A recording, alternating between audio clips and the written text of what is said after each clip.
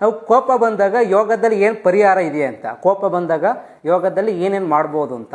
Okay, ಯೋಗದಲ್ಲಿ ಏನೇನು ಮಾಡ್ಬೋದು ಅಂತ ನಾನು ಒಂದು 4 ಪಾಯಿಂಟ್ಸ್ ಹೇಳ್ತೀನಿ. ಈಗ ಕೋಪ ಬಂತು ಅಂದರೆ ನಾವು ಏನು ಮಾಡ್ಬೋದು ಅಂತ. ಕೋಪ ಬಂದಾಗ ನಾವು ಏನು ಮಾಡಬೇಕು, 1 ಲೀಟರ್ ನೀರನ್ನು ಕುಡಿಬೇಕು. ಎಷ್ಟು ಕುಡಿಬೇಕು? 1 ಲೀಟರ್ ನೀರು ವಾಟರ್ನ 1 ಲೀಟರ್ ವಾಟರ್ನ ಕುಡಿಬೇಕು. ಯಾವಾಗ ಕುಡಿಬೇಕು? ಕೋಪ ಬಂದಾಗ. ಓಕೆನಾ? ಇಲ್ಲ ಕೋಪ ಬರ್ತೈತೆ ಅಂದಾಗಲೂ ಕೂಡ ನೀವು ಹೋಗಿ ನೀರು ಕುಡಿಬೋದು, ಕಡಿಮೆ ಆಗ್ತದೆ. ಓಕೆ, ಯಾಕೆ ಏನಕ್ಕೆ ನೀರಿಗೂ ಕೋಪಗೂ ಏನು ಸಂಬಂಧ ಆಗಾದರೆ?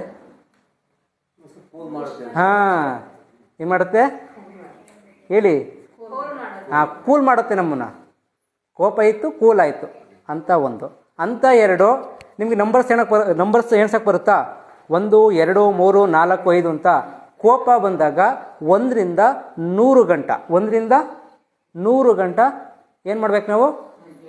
ಮಗ್ಗಿ ಎಣಿಸ್ಬೇಕು, ಲೆಕ್ಕಾಚಾರ ಮಾಡಬೇಕು. 1 2 3 4 5 ಅಂತ. ಅದಕ್ಕೂ ಇದಕ್ಕೂ ಸಂಬಂಧ ಏನಾಗಾದರೆ?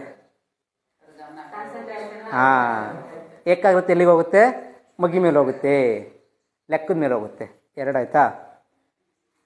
3ನೇದು, ಕೋಪ ಬಂದಾಗ ಉಸಿರನ್ನು ನಾವು ತಗೊಳ್ಳೋದು ಬಿಡೋದನ್ನ ಮಾಡಬೇಕು. ಉಸಿರನ್ನು ಏನು ಮಾಡಬೇಕು? ದೀರ್ಘವಾಗಿ ತಗೊಳ್ಳೋದು, ನಿಧಾನವಾಗಿ ಬಿಡೋದು, ದೀರ್ಘವಾಗಿ ತಗೊಳ್ಳೋದು, ನಿಧಾನವಾಗಿ ಬಿಡೋದು, ಈ ಥರ ಮಾಡಬೇಕು.